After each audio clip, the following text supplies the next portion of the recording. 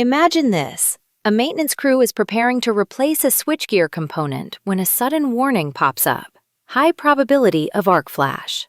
Before anyone suits up, the question every OHST candidate should ask is, what's the safest move?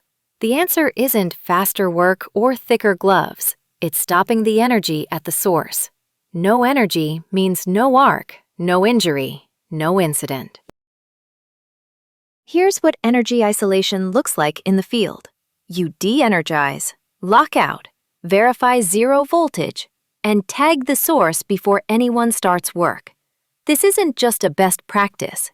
It's the foundation of NFPA 70E and OSHA 1910 Subpart S.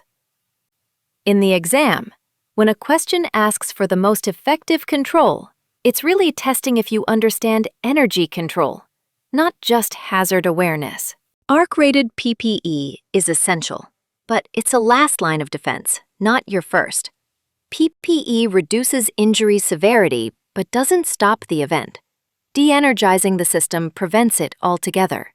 On the OHST exam, that's the difference between mitigating risk and eliminating exposure. And only one of those earns you the correct answer. For the OHST exam, think beyond compliance.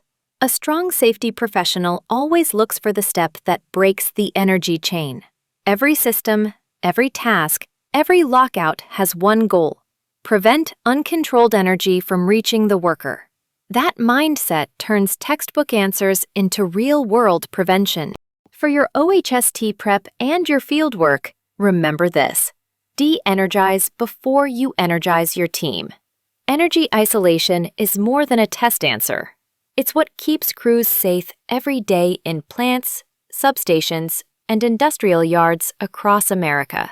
If this helped you understand how the exam tests real-world logic, subscribe to Field 2 Compliance for more short, visual OHST study lessons.